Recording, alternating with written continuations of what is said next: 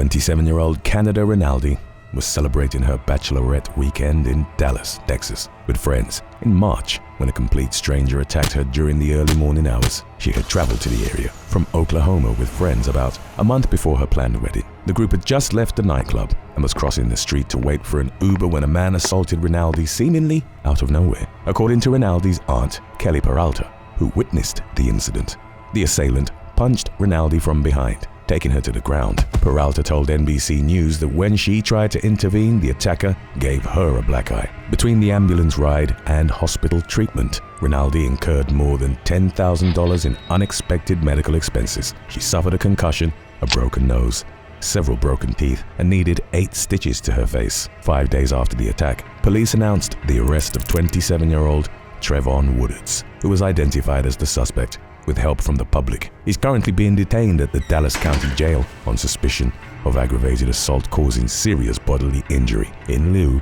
of bonds totaling $55,000. Woodards was previously charged with felony assault in an unrelated case in September 2021, but pleaded guilty to a lesser charge. According to an arrest report, he interfered with the arrest of a wanted individual and tried to gouge a police officer's eyes out after being repeatedly told to back away from the scene. Rinaldi's medical costs were covered by generous donors through a crowdfunding campaign, but it's unclear whether her wedding commenced as planned or if she had to postpone it due to her injuries. Number 29. The murder of Caleb Quick.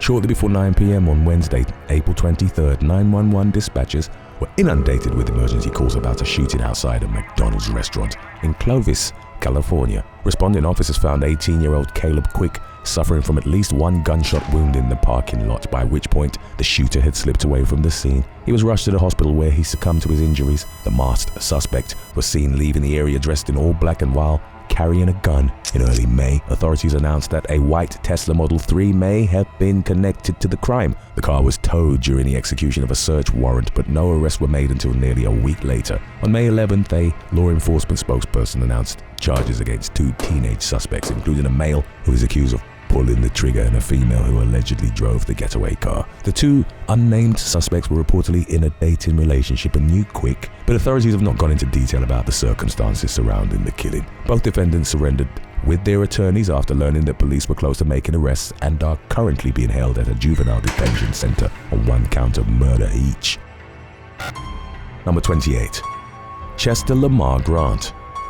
On April 26th, Houston police performed a requested welfare check at the apartment of 23-year-old nursing student Karmelo Anthony, who was just days away from earning her degree from Texas Woman's University. The British national had amassed a following of 30,000 plus fans on TikTok, where she shared study tips and other school-related advice. She was also very excited about her upcoming graduation, and it was unusual for her to simply go radio silent without explanation. Upon arriving at the off-campus residence, officers noticed blood on the rear patio, giving them probable cause to enter the apartment by force. Inside the home, they found Anthony's murdered body. She had been stabbed at least 28 times. Her roommate, 40-year-old Fordham University student Chester Lamar Grant, was in critical condition with at least 1 stab wound. Anthony and Grant had been roommates for about 2 months leading up to the stabbing. According to police, Grant attacked Anthony with a knife during an argument over his pet cat. He spent about a week in the hospital for his injuries before being discharged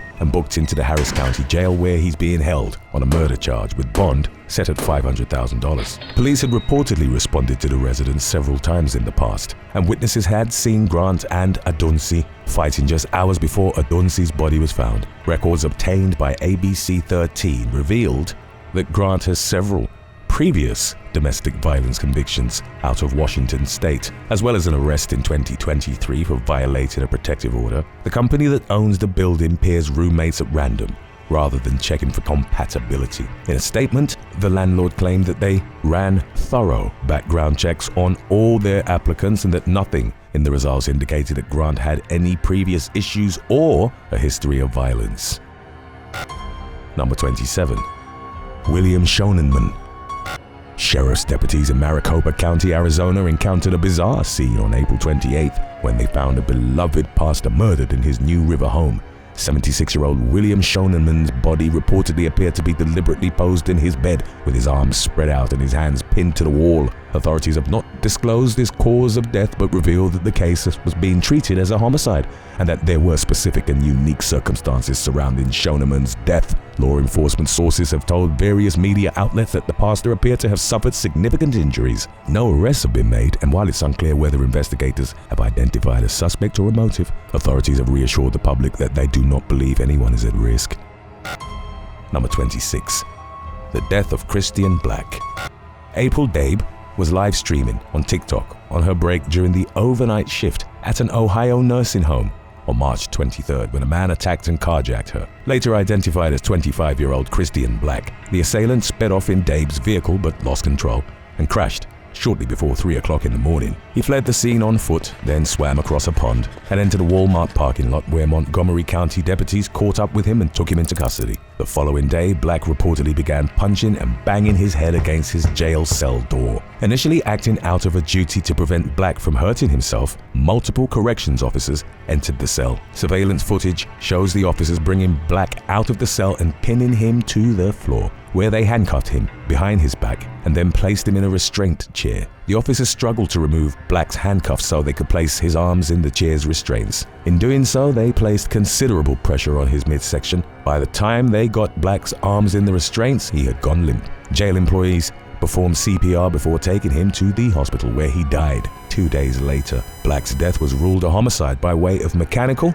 and positional asphyxia, and the 10 officers who were involved in the situation at various points have been placed on paid administrative leave while an investigation is carried out. A second investigation is being conducted by attorneys representing Black's surviving family members, who are calling for murder charges against the corrections officers. News Center 7 caught up with April Dabe, the carjacking victim, who said that Black absolutely did not deserve to die and wished healing to his family. Number 25.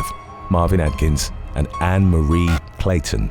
37-year-old father of 5, Norman Duncan, was walking away from a dispute that had occurred on a Cleveland, Ohio street shortly after 7:30 p.m. on April 14th when he was fatally struck by a car. Police are saying that the collision was deliberate and have identified the alleged perpetrators as 43-year-old Anne Marie Clayton and 46-year-old Marvin Atkins. According to law enforcement, Duncan's preteen son had gotten into a fight with the son of Clayton and Atkins. Believing that Clayton and Atkins were holding his son against his will, Duncan confronted the couple. A fight broke out, and Clayton hit Duncan in the head with a brick before he broke free and attempted to flee to safety. It was at this point that Atkins and Clayton got into a 2003 gold Chevy Impala and mounted the curb, intentionally hitting Duncan. The couple fled the scene and Duncan's son called 911. 9 days after the incident, police tracked Atkins and Clayton to a local residence and arrested the pair at around noon. On May 6th, a grand jury indicted the suspects on charges of aggravated murder,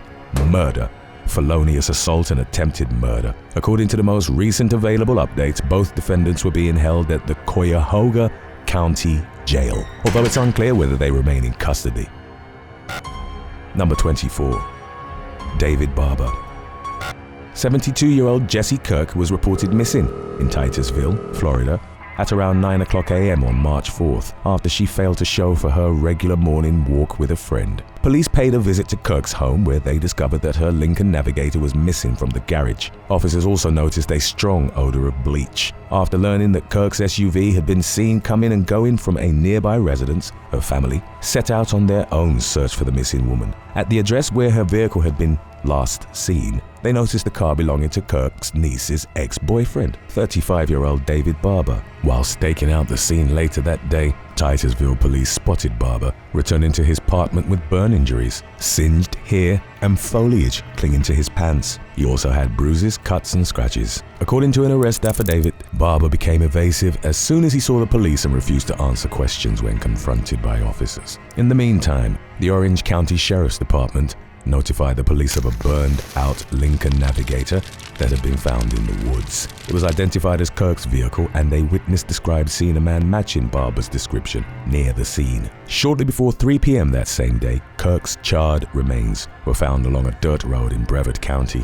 In the meantime, police executed search warrants on Barber's vehicle and residence, where they found items belonging to Kirk, along with evidence that Barber had planned the senior citizen's murder. He faces charges of first-degree murder, burglary of an occupied structure, arson, 2 counts of tampering with evidence, petty theft, abuse of a dead body, grand theft, and loitering and prowling. Barber pleaded not guilty and was remanded without bail. Prosecutors are seeking the death penalty based on several factors, including the especially heinous, atrocious, or cruel nature of the crime and the cold, calculated, and premeditated manner in which it was carried out.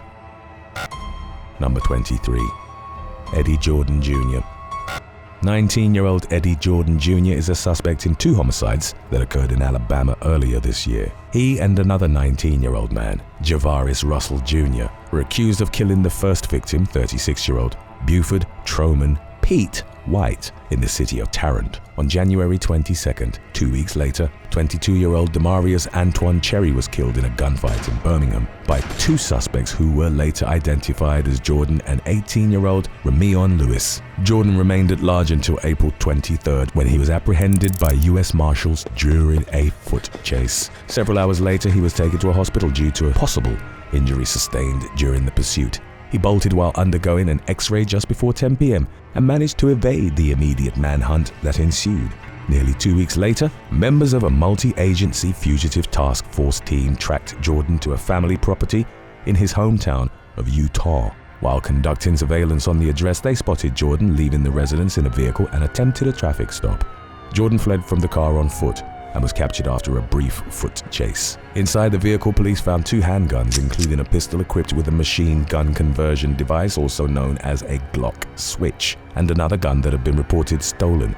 Jordan, Javaris Russell, and Rahman Lewis are all being held at the Jefferson County Jail without bond. Number 22.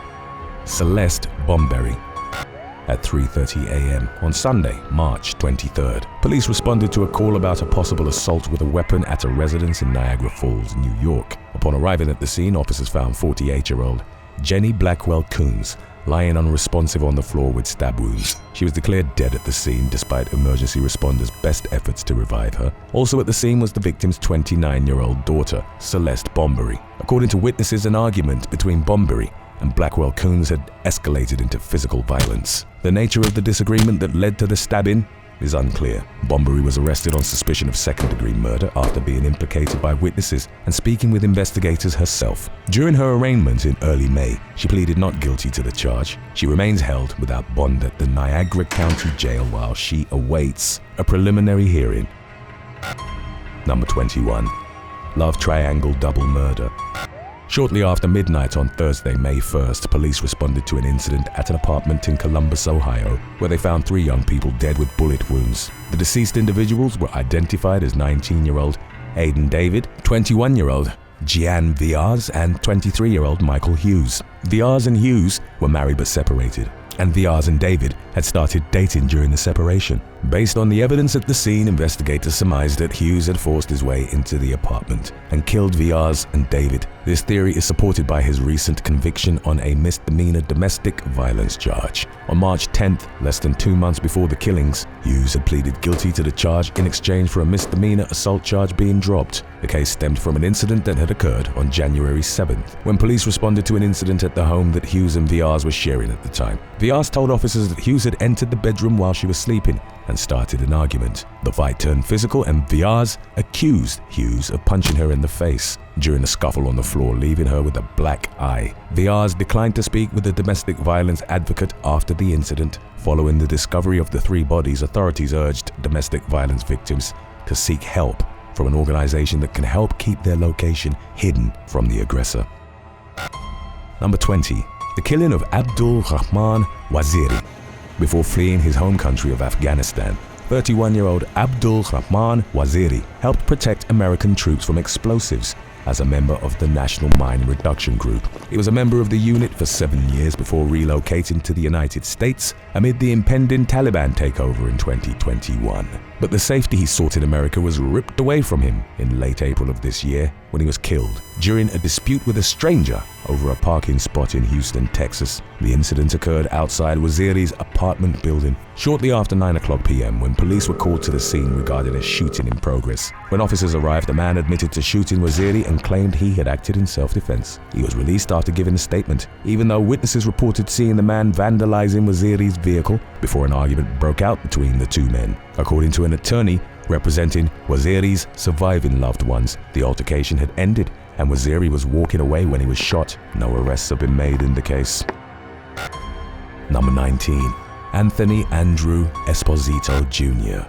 At around 4 p.m. on May 1st, a woman called 911 and reported that she believed 52-year-old Anthony Andrew Esposito Jr. had killed someone at his condo in Branford, Connecticut. While en route to the scene, officers learned that Esposito had left the residence and was seen driving in the local area. In the meantime, investigators entered the condo and found Esposito's pre-teen son dead on the floor with visible head trauma. State troopers arrested Esposito during a traffic stop and brought him into the local police department for questioning. He reportedly told officers that his son had been disrespectful and had used expletives toward him. Esposito also claimed to hear the voices of his abusive parents in his head and that they had told him not to let the victim get away with it. The voices had also supposedly instructed Esposito to kill his son with a baseball bat. A short while later, Esposito had picked his daughter up from her school bus stop. When she asked where her brother was, he shoved her down the basement stairs toward the body. Esposito admitted that he likely would have killed his daughter if the baseball bat had been handy at the time.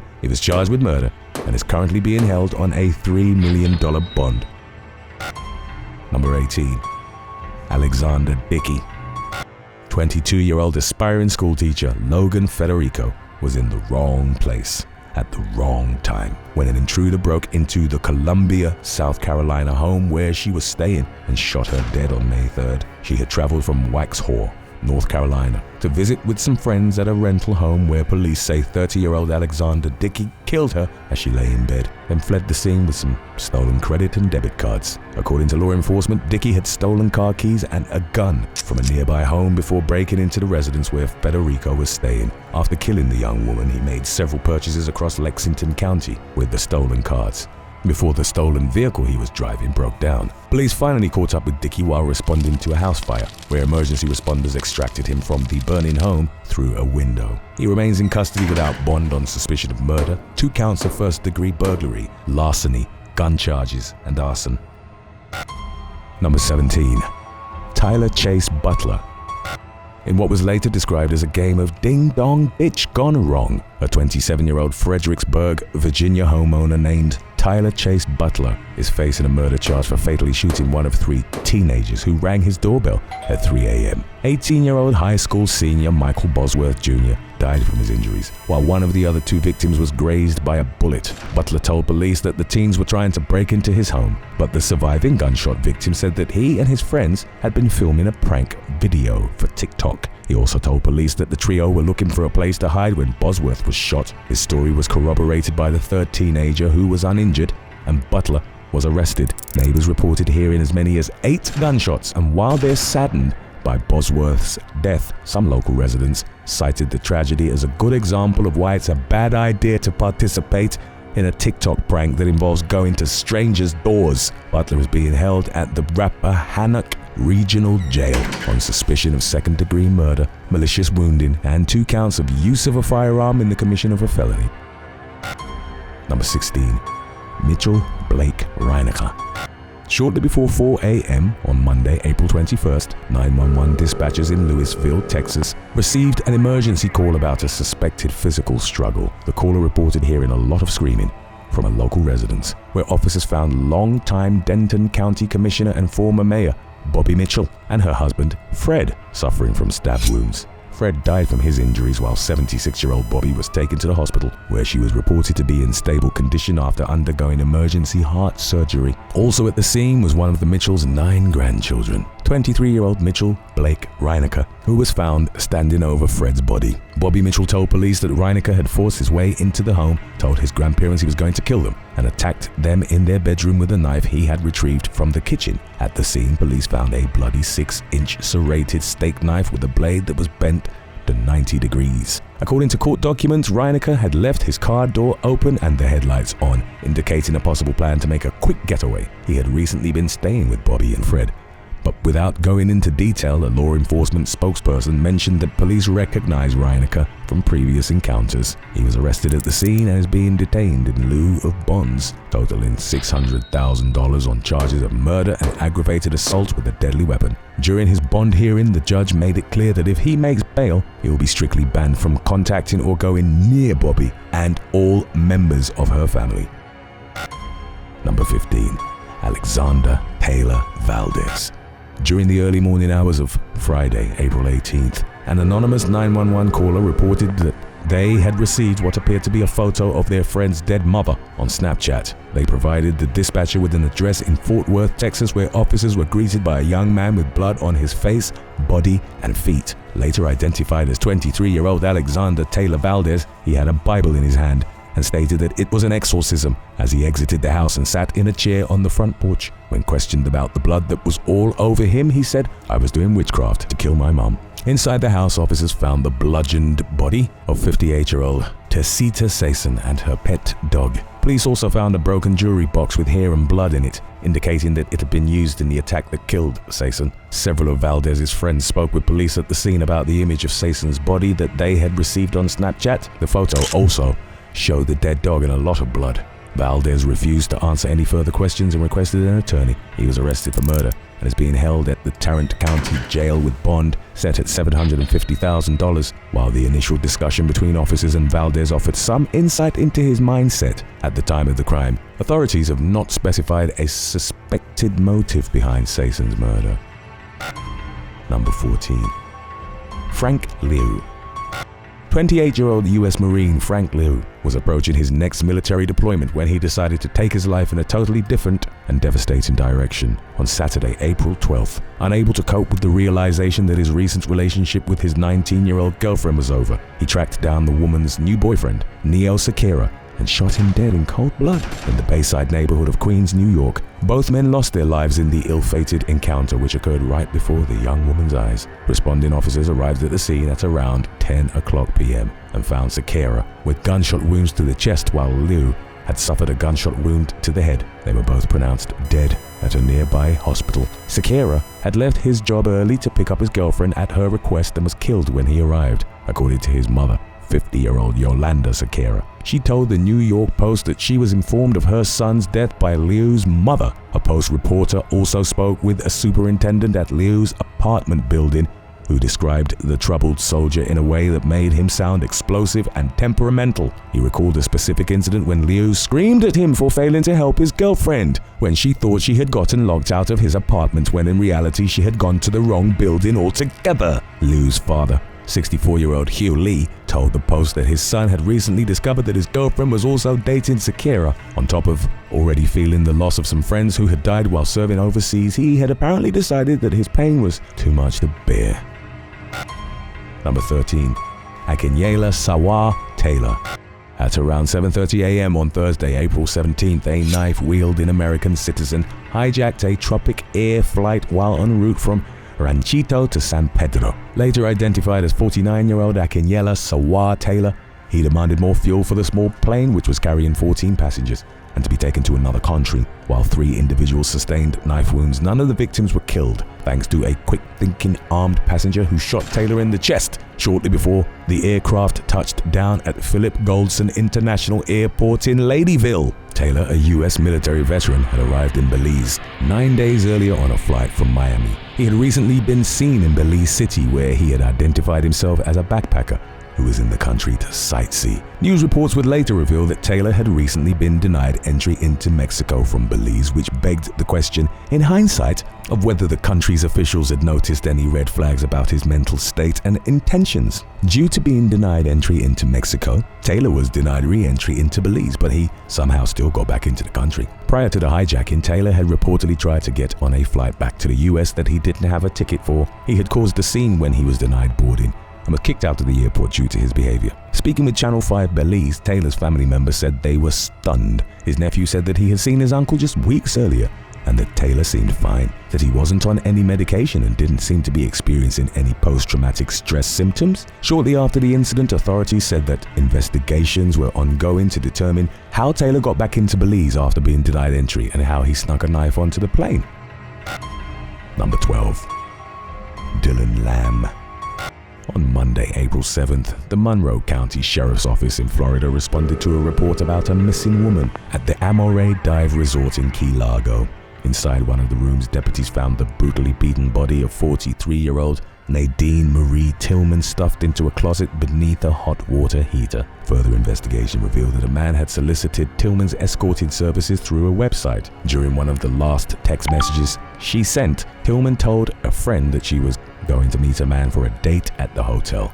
After initially stating that no one had answered when she knocked on the door, Tillman sent the same friend a message stating, "I'm in." She was never heard from again. The hotel room had been rented out by 33-year-old Dylan Lamb, immediately making him the prime suspect in the case. He had checked into the room 2 days before Tillman's body was found. The following morning, staff members tried moving him to a different room, but he declined to move while speaking to employees through the door. Lamb spent one more night at the hotel. After he left the next morning, a housekeeper found 3 garbage bags filled with soiled towels and linens. The contents appeared to be blood-stained, but instead of calling the police, staff threw the bags into a dumpster. By the time Tillman's body was found, the bags had been picked up and were unrecoverable, and another guest had stayed in the room overnight, unaware that they were sleeping just feet away from a decomposing corpse. At the time of Tillman's murder, Lamb was on parole for a vehicle theft conviction. He had met with his parole officer the day Tillman's body was discovered, and nothing had seemed amiss. Police arrested Lamb at his job where he worked as a kayak instructor.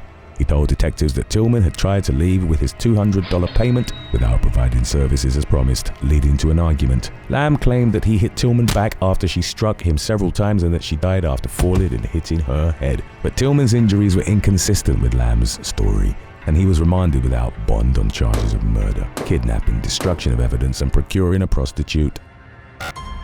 Number 11. Cameron Cubel. On the morning of March 27th, a hiker discovered the murdered body of a teenage girl near a trailhead at Cypress Lake Preserve in Hernando County, Florida, identified as Abriella Elliott. She had been killed after sneaking out of her house hours earlier to meet up with someone. She had been hacked to death with an edged weapon. Based on the nature of Elliott's injuries, police concluded that someone had murdered her in a rage, further indicating that it wasn't a random act. The teen was likely killed by a sharp object, and she suffered a particularly violent death. While conducting interviews in an attempt to find out who Elliott had met up with, investigators spoke with the victim's ex-boyfriend, Cameron Cubel. According to police, Elliott and Cubel were trying to work through some of their past issues, stemming from what officials described as a dysfunctional relationship. Cubel denied any involvement in the crime, but detectives uncovered enough evidence to charge him with first-degree murder. He's being charged as an adult, which was an easy decision according to prosecutor Bill Gladson, who told WFLA that when someone commits an adult crime, they can expect to be charged accordingly. Gladson urged parents to be more involved in their children's lives and to watch for signs of an abusive relationship, including a jealous and possessive partner. For the time being, Cubel is being held without bond at a juvenile facility. If convicted as charged, he could face a life sentence. Number 10. Ricky Wassenaar. 62-year-old Ricky Wassenaar is currently serving 16 life sentences in Arizona for his role in an attempted jailbreak at Lewis Prison in Buckeye in 2004 and the 15-day hostage crisis that ensued. Over the last 38 years, he has only spent 4 months in the free world. He now stands accused of killing 3 fellow prisoners at a state prison near Tucson on April 4th and has shown no remorse for his actions. All 3 of the victims, Saul Alvarez, Thorn Harnage, and Donald Lashley, were serving time for harming minors. This is likely no coincidence based on Wassenaar's own words during an interview with AZ Family. More specifically, he stated, "I want to kill them all," in reference to criminals who target juveniles. He went on to describe his actions as a way of paying his debt to society and saving taxpayer dollars. Wassenaar had been saying that he was going to kill someone, according to Arizona Correctional Peace Officers Association President Carlos Garcia, who told AZ Family that the Corrections Department had failed to heed the warning. Prison reform advocate Donna Leone Ham claims that she sent email after email to prison officials after receiving a call from Wassenaar, who notified her of his plans to kill someone and stated that he needed to be placed in isolation. Law enforcement officials have declined to release many details on the case, including the causes of death, but have acknowledged that the killings appeared intentional in nature. The murders remain under investigation, along with Leone's claims that her warnings went unheeded by prison staff. In the meantime, Wassenaar is being housed in a maximum security unit. Number 9. Daron Jenkins.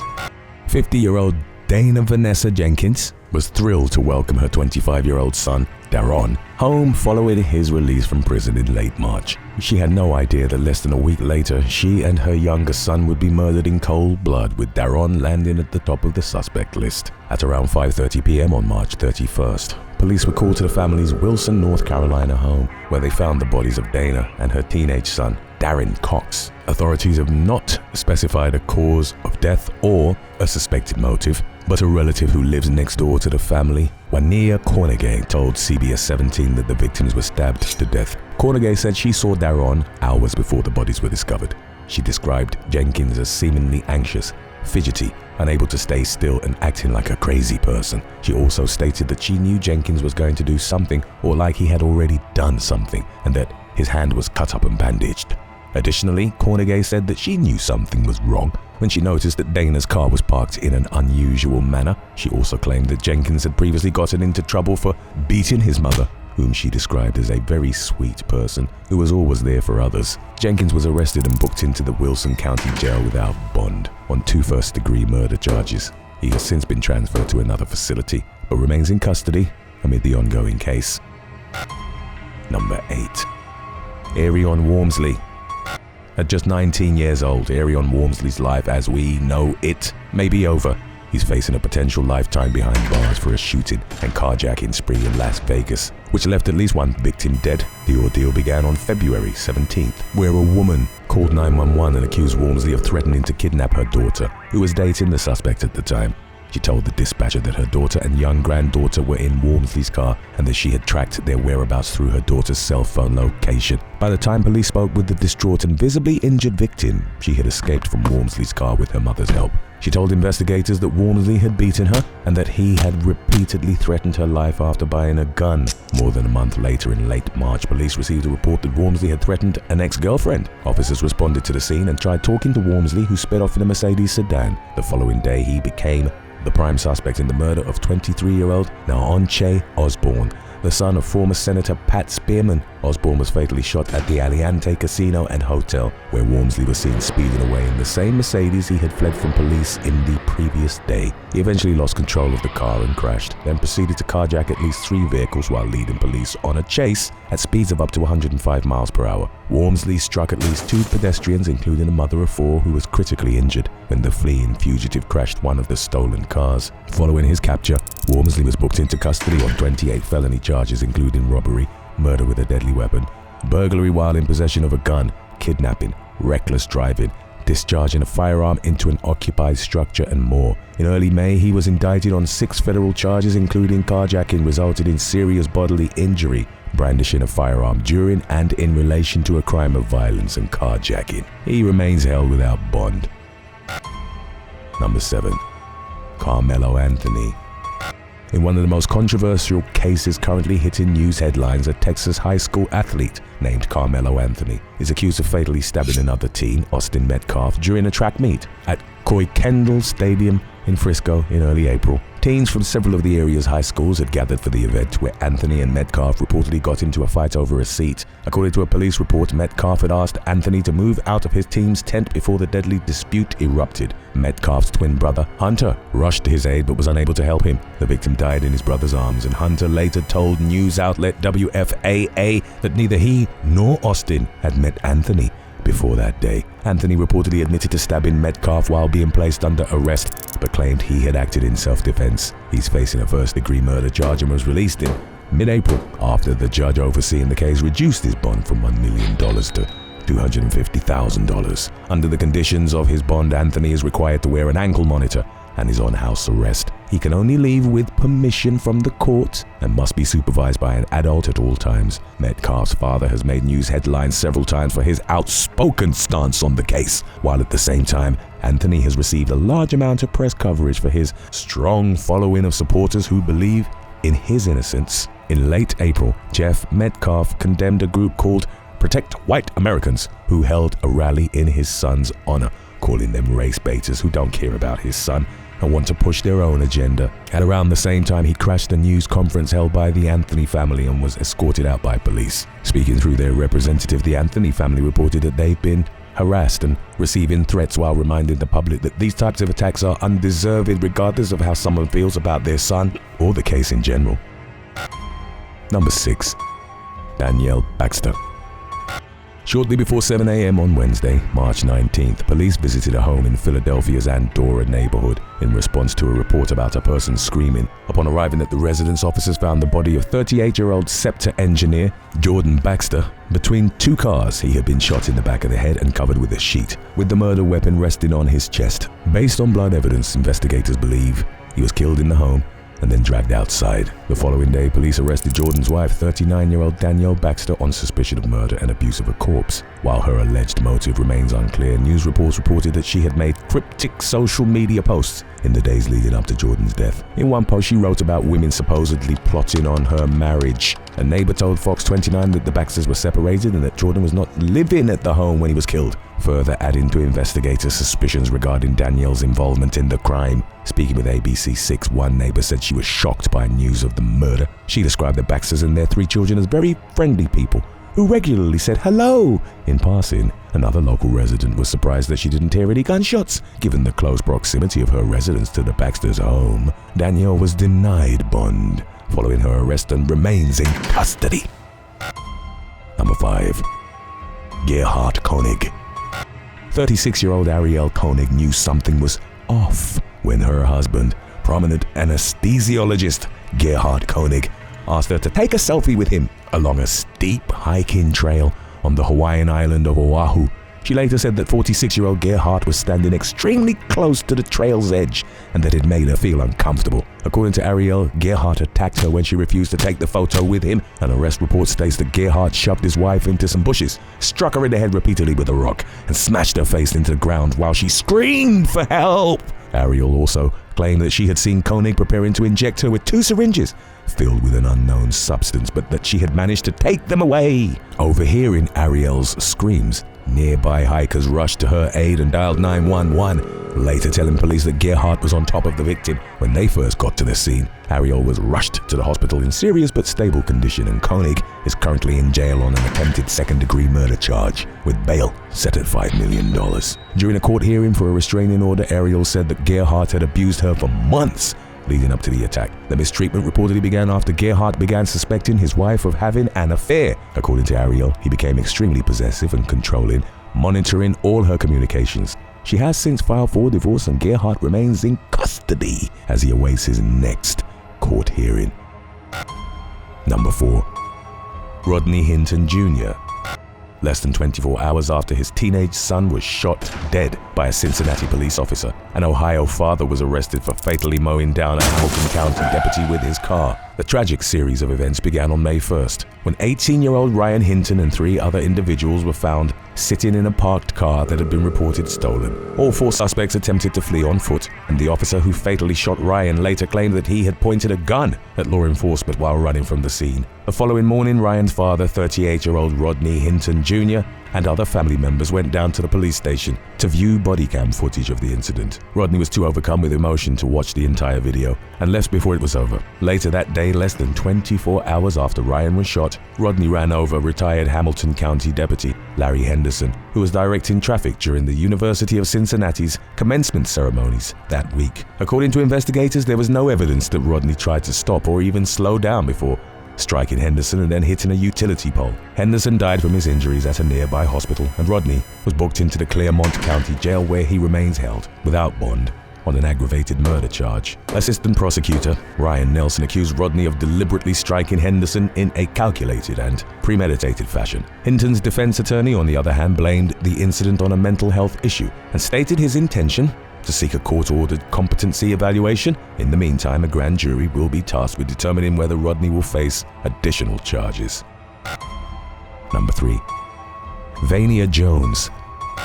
35-year-old mother of 4, Christina Lynn Rentschler, was pregnant with her 5th child when she was shot dead in front of her kids in St. Louis, Missouri on April 23rd. According to police, the accused killer, 28-year-old Vanier Jones, approached Rentschler's children inside a home in the city's Fairground Park neighborhood and asked them to help him find their mother. He's accused of shooting Rentschler in the back of the head and shooting another woman who survived after playing dead. The surviving victim told investigators that Jones had been staying at the residence when he got angry and shot her.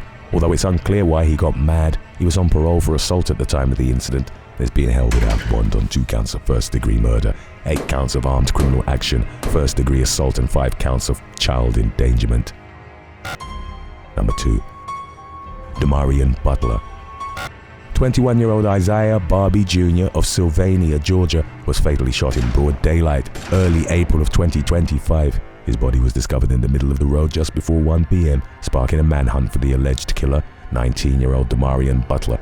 After issuing warrants for Butler's arrest and failing to find him, the Screven County Sheriff reached out to the Georgia Bureau of Investigation for assistance. Butler was still at large in early May when he was spotted in Rincon. Police warned residents to lock their doors and also made a post on social media containing a warning about the fugitive, while law enforcement made a failed attempt to arrest Butler, who managed to flee the scene.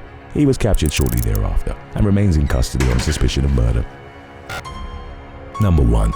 Avantae Williams. Complete chaos broke out at McCabe's Bar in DeLand, Florida, during the early morning hours on May 3rd, when a man opened fire inside the building, shooting 32-year-old Keshad Harris 7 times in the chest. The shots rang out during a fistfight between several men that broke out just moments after Harris was last seen talking with friends, sending the crowd dispersing in all directions as panicked bar patrons ran for cover. Harris died from his injuries while a bartender was taken to the emergency room with non-life-threatening injuries. By the time police arrived at around 1:30 a.m., the gunman had fled the scene. 3 days later, authorities announced the arrest of former Miami Hurricane safety Avantae Williams in connection with the case. The 24-year-old suspect previously played football for both the University of Miami and the University of Maryland, and was once named the top safety recruit in the country, but his blossoming career with the Miami Hurricanes was interrupted in 2021 after he was let go from the team for allegedly assaulting a pregnant woman. The charges were eventually dropped, allowing Williams to rejoin the team, but his career never recovered. He played just 5 games after transferring to the University of Maryland and never joined another team. Williams is currently being held without bond at the Volusia County Jail on a second-degree murder charge. The accused killer also ran into some serious trouble with the law in 2024 when he was apprehended in Volusia County on warrants out of Orange County for aggravated battery, robbery with a firearm, petty theft, and burglary with an assault. Records show that Williams was granted deferred adjudication for the petty theft charge after pleading no contest, and the rest of the counts were dismissed. His supervision was terminated in November 2024, just a handful of months before the bar shooting. Thanks for watching.